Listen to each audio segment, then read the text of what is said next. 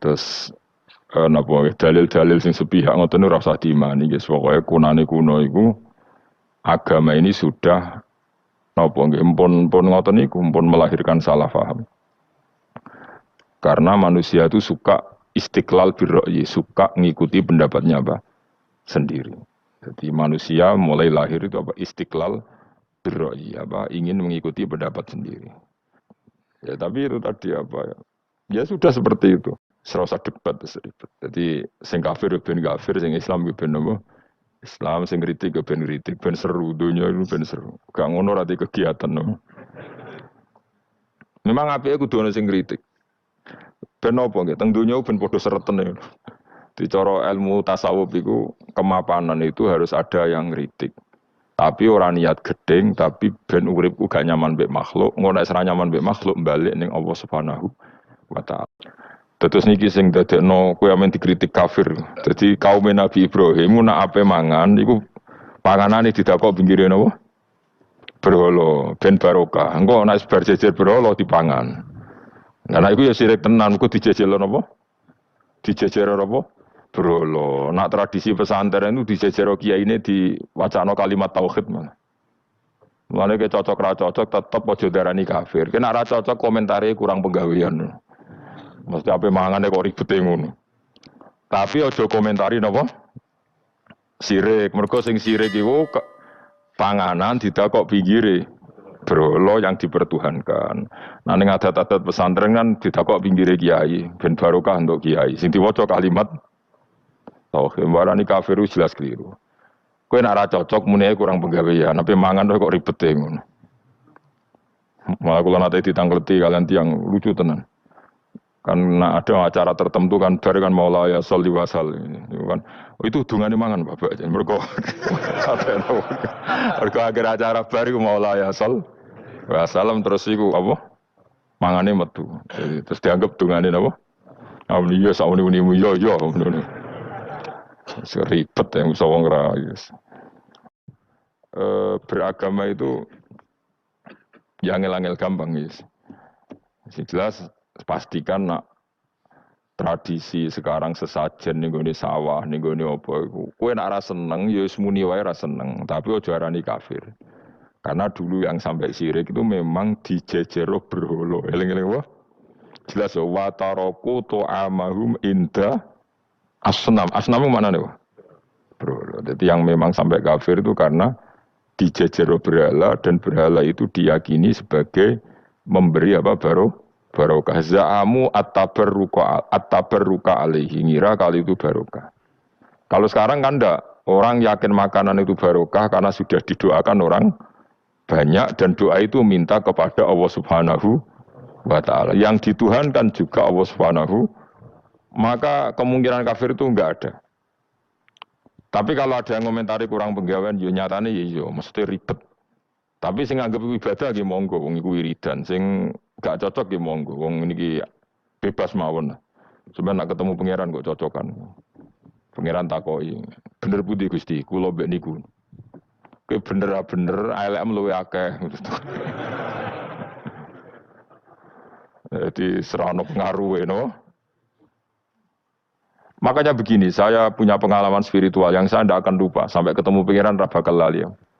Saya itu dulu tuh heran seheran-herannya. Kenapa Allah muji Ibrahim itu kadang sederhana sekali. Hanya ngendikan maka anak Ibrahimu Yahudiyau. Ibrahim itu tidak Yahudi, tidak. Itu kan enggak kata pujian yang luar biasa. Misalnya kayak muji Ruhin ini salah. Ruhin itu yura bajingan, yura preman. Kan hebatnya mana? Mestinya pujian itu kan alim alamah atau wali ini enggak. Ruhin itu yura bajingan, yura preman. Allah muji Ibrahim itu hanya dengan satu kata, Ibrahim itu tidak Yahudi, juga tidak Nasrani. Dulu saya itu iskal itu janggal, kalau dalam bahasa ngaji itu iskal. Tapi lama sekali saya iskal.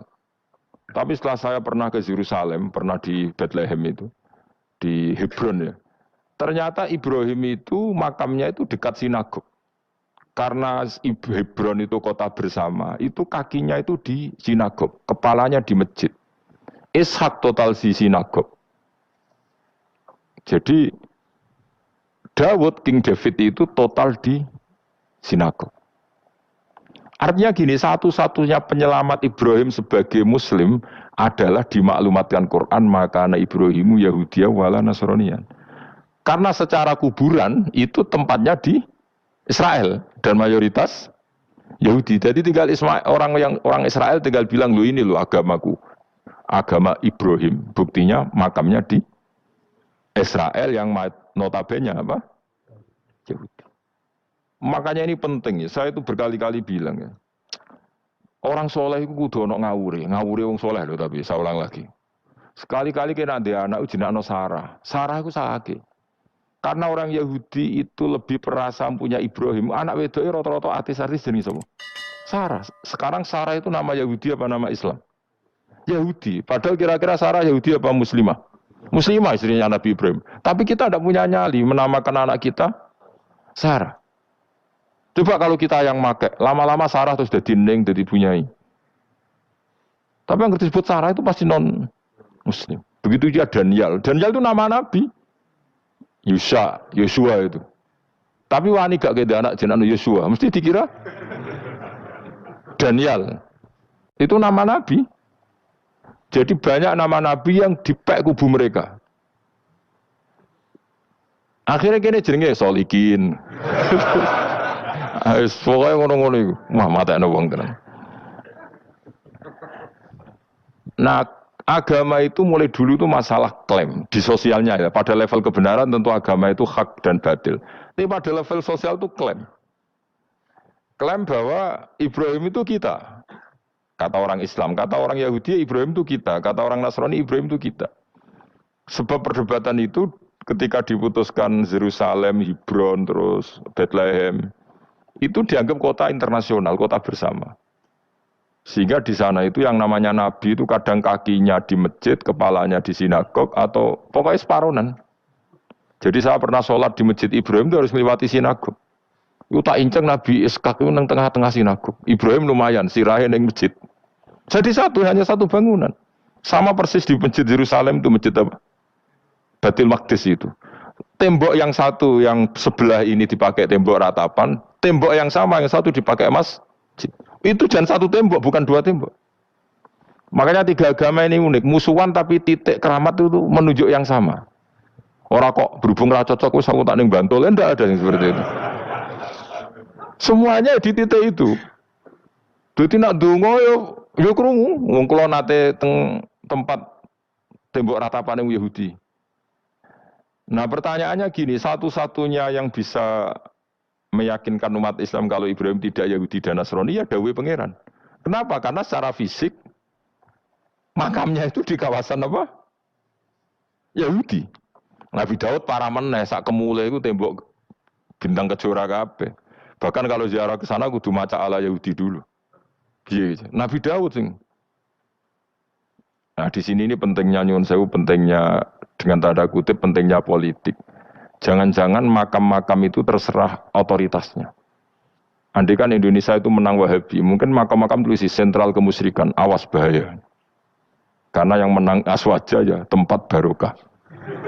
Ya tinggal yang nulis.